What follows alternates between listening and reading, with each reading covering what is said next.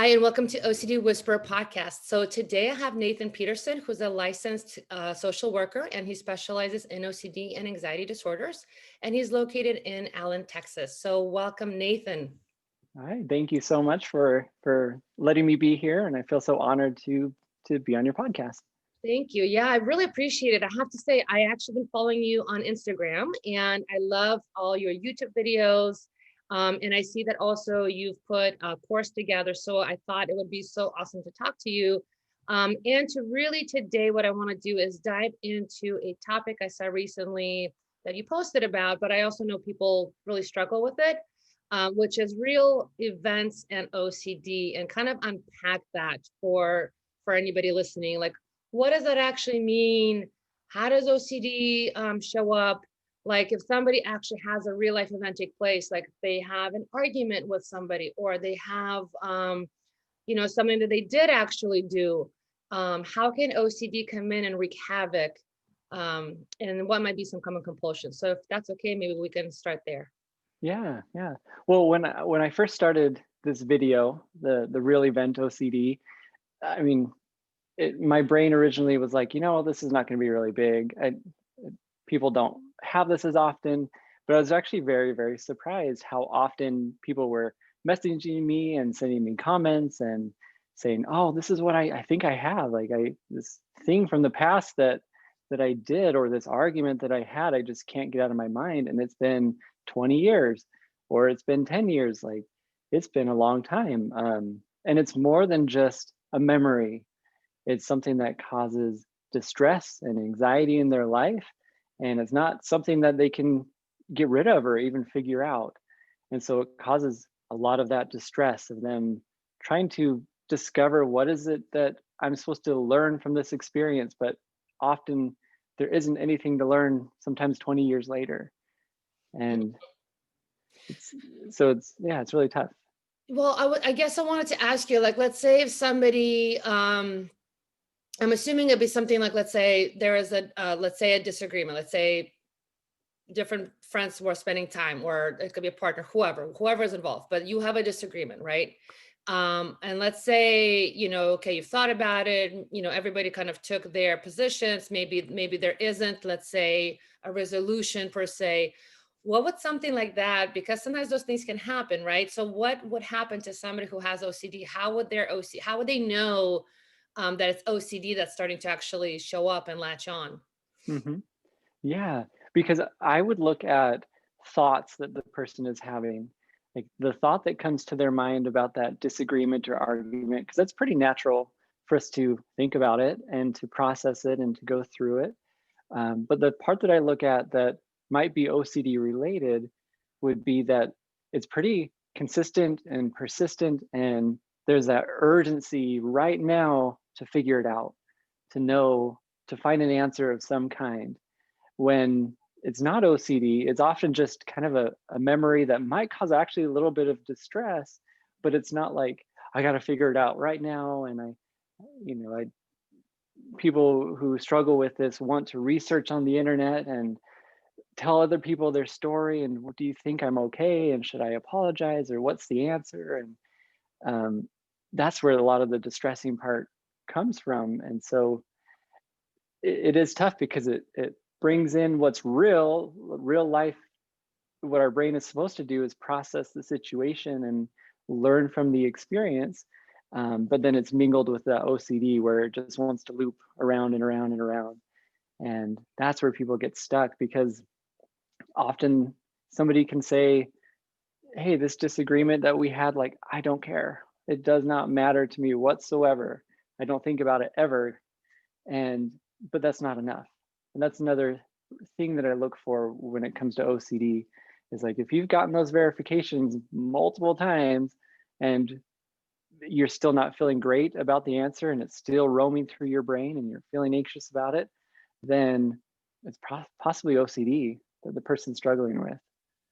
Yeah, so it's interesting. I think what I'm hearing you say also is kind of unpacking where is it that there's a normal kind of average human functioning of worrying or thinking about something, or kind of going back and remembering an event. And sounds like one of the features is when I do that, it might be a memory, but I'm basically moving on versus somebody else that with OCD brain, like it gets sticky and they're not quite moving on. And like you said, it's paired with a lot of distress or anxiety, or they're kind of looping back over it. And even if, let's say, time has passed and it seems like everybody else moved on, like that person seems to somehow still be stuck, really, and they're still trying to figure it out, like what happened or what they need to do or how to fix it or something like that. Yeah, yeah. I mean, and I think that's obviously the natural process to it is if we made a mistake or if it was something, it doesn't even have to be a mistake. It can just be anything from the past that comes back to our mind. I mean, we're supposed to learn from every experience, and our brain is actually designed to remember those negative experiences on purpose so we can learn from them and grow.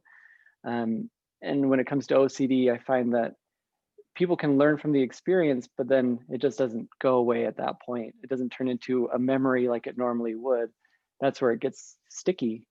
And it can bring different feelings more than just anxiety. It can bring um, shame and guilt into somebody's life, and a lot of thoughts even towards the future. Like if people knew this thing that happened or this argument that I had or this thing that I did, like what would they think of me? And that's so hard because we'll probably not get that answer for every person in the entire world that will ever talk to you. Right. Right. Yeah. Okay. Yeah. And that's interesting, actually, that you said that, yeah, you could have something take place and then even with OCD brain, I mean, you could this like you still could learn from that event, but that it doesn't, like you said, it doesn't quite complete that kind of communication loop of then moving into the memory part of the brain function, basically, where it's basically sounds like it still kind of stays fresh. Hmm. And you're basically reliving that moment, even though it's already been however long, months, weeks, years. Right. Okay, Yeah. got it. I think, probably if I was listening right now, I would really want to know, what do you do about it? Uh, so I'd like to know generally, from you, what would somebody do about it? And then maybe if we can, well, let's just start there. What would somebody do about something like this? Yeah. It's well, really, when I work with people, the first thing I talk about is, we try not to use logic with it of like, this is fine, this doesn't matter anymore, this is 20 years ago. Instead, I do say, like, is there anything you learned from the experience? And often, almost 100%, everyone says, yeah, I learned from that thing that I'll never do that again, or that I'm human, or, they learn from that experience. And so then we say, we are no longer problem solving it, which, I make it sound really easy, but it's not that easy. That we use exposure and response prevention, where we essentially want to say, this thing that happened in the past, it's on your brain all day long, it's already causing distress, so let's make it a benefit. Like, let's do something with it more than it just roam around in there. And so we might create different exposures, such as, scripts. Those are big ones that I really like when it comes to past experiences, where a script might be, we take the scenario or situation and we write it out. And we, for me, I like it when people write out the scenario as if it's happening like right now, not what happened, not all the details they can't remember about it. It's actually like, this happened and it's happening right now, and we put emotion in it and feeling and facial expressions and everything you can so that they can actually feel something from it. And we often might read that scenario, but the whole part of exposure is, the most important part is the response prevention. Mhm. So how can we respond differently to this? Because every time that scenario comes back to your mind, you're kind of freaking out about it and you're trying to solve it. That we need to change that response to say, instead of freaking out, let's actually maybe smile to the scenario. Or even if it was a horrible thing that happened or that you did and it feels awkward and weird to do, we might smile as we're reading this scenario of this thing that happened, or this argument. And it what it does is it starts telling the brain, like, you're supposed to be scared and I don't know why you're not reacting this way. And if you're not, then maybe this isn't as big of a deal as I'm making this out to be. And so if you can keep responding as pretty much almost like you don't care in a way, but be dedicated to do that every time that thought comes, every time. Uh, and we use a lot of the uncertainty statements of, maybe, maybe not. Like, what will people think in the future of me? Like, I don't know. They may or may not think I'm a weirdo, or Yeah. we're not trying to problem solve. Mhm. And uh, we try to do these exposures, in the moment when it comes, but then we also say, let's schedule some time out, this hour every day, this time every time. Every time at night it really bothers you, so we're going to just read that script, or we're going to go back to that place that really triggered you, or we try to find these things to say, let's revisit without problem solving and without reacting to it. And Yeah, that's that that's sounds the great. Yeah, biggest so part. you're basically retraining your brain to create those new associations with the fear thought and feeling and everything that it brings up. Yeah. So you're gonna feel that discomfort, whatever that is. Like you said, it could be guilt, anxiety, embarrassment, shame, whatever, but that you'll just allow yourself to feel it.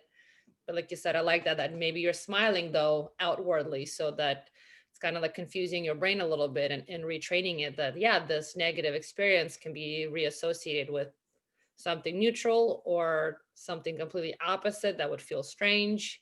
Hmm. That it'll throw it off its course in terms of what the brain wants to do typically, which is suck you into, again, compulsively analyze, like analysis paralysis, and try to figure this out ad nauseum, and recognizing that you're not getting anywhere with that other than losing Hmm. your time. Right, right.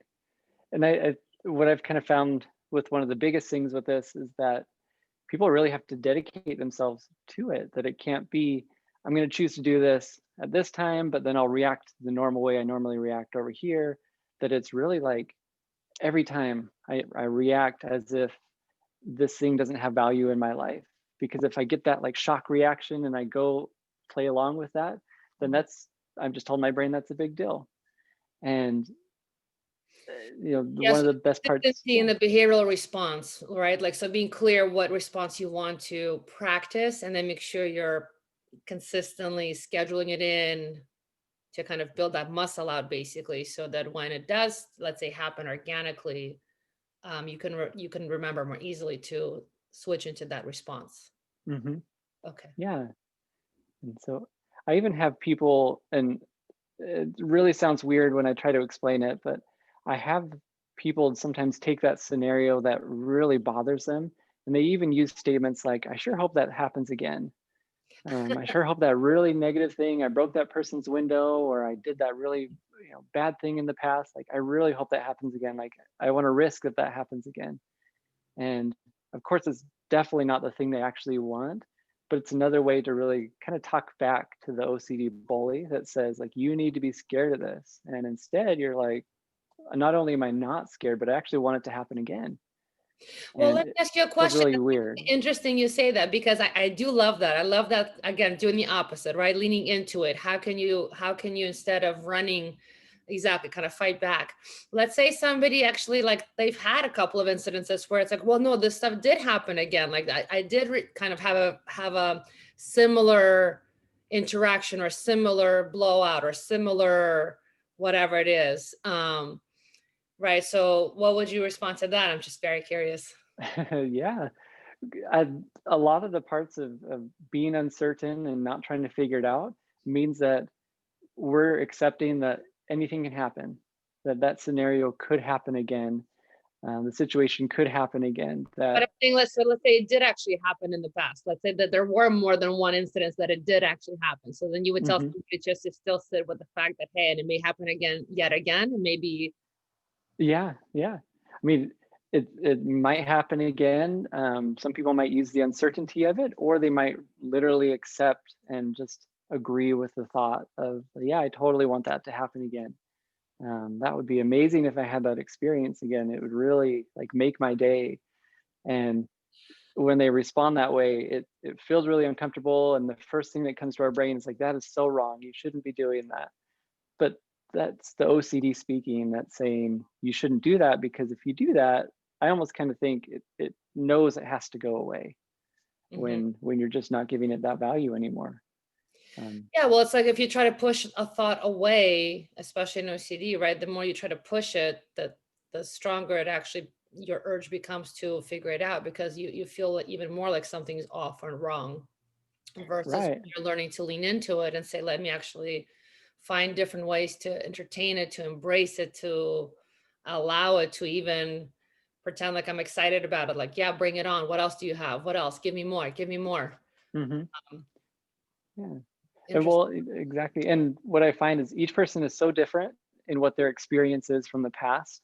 And what I've kind of found is everyone I bring this concept to kind of think that they're different. That no, my scenario is different. I can't say that with what I did. Mhm. That's just too much. But what we find is like we're not trying to put any value to this experience to this one. Doesn't matter if you broke a window or if you screamed at somebody or if you did something, might have hit a pedestrian. Like I don't know. It really could be some of those extreme things Mhm. um, that cause some of that distress and anxiety. Mhm. And we try not to put any value into any of it because we're living life like right now in this moment and we're in this room and like that is where we need to live, that these past experiences don't have value unless we put value to them. Yeah, that's actually another really poignant layer that you just brought up, which is mindfulness, right? Learning how to really bring yourself to the here and now, recognizing, yeah, maybe any one of those examples you just gave occurred and actually happened maybe multiple times. But the reality is, I'm here right now, in learning how to come back so you can actually re-engage with life and actually live. And then, of course, the idea is bringing some of those lessons into kind of the next decision that you make. Um, right. Yeah, yeah, mindfulness could be pretty helpful with this because when somebody is obsessing about this, they're either in the past or they're obsessing about the future. They're not often right here in the present. Mhm. It's what does this mean because of this event that happened? Right. And that's Yeah. where people can get really stuck. Yeah, that's actually great. So you gave a couple of strategies. I mean, obviously exposure response prevention, one is script work, and then another, of course, is practicing bringing yourself to the here and now. So yeah, I think those are great examples. I love talking to people who specialize in OCD because, oftentimes not everybody else will understand that whole concept of having that bad thought on purpose or saying, yeah, I can't wait for it to happen again. Bring it Mhm. on. It's a very different concept. Yeah. Yeah. Um, so I'm going to switch gears for a second because the other thing I know you have, like I mentioned in the beginning, is you have an online course that you created, which I think is awesome. And so I wanted to ask you kind of what's your sense of who you think any kind of online work would benefit? Like who would that be a good fit for in terms of for somebody who has OCD? Maybe would it be somebody who loves somebody with OCD and wants to learn how Hmm. this works, or kind of what's Yeah. your sense of that? Yeah. Well, I originally created it because I started doing these videos on YouTube and I didn't know how it was going to go. And I started getting responses over and over and over again of like, help me, essentially. Like, I'm in India and I don't have any help, and I'm here and I'm here. And I was like, I can't help you because we can only work in the states that we're licensed in. Right. And so this program, it's more of, instead of a treatment course, it's more of like a learning course. And it can benefit. I've had people who are therapists who've learned from, to learn about OCD. And I've also had parents who have taken this who are trying to learn for their own child, or even spouses. How can I help my spouse through this? And of course, those who struggle with OCD as well. Mhm. Because for me, I really thought about like, what is the route I take with my clients, session by session, and that's exactly how I've outlined it in this course. Is like, here's everything you need to know about OCD. Here's all the exposure and response prevention stuff, like how to actually do it, and then here's how to maintain your progress at the end to make sure that you can keep doing it. Because what we know is this isn't something you do and then you're just golden for life.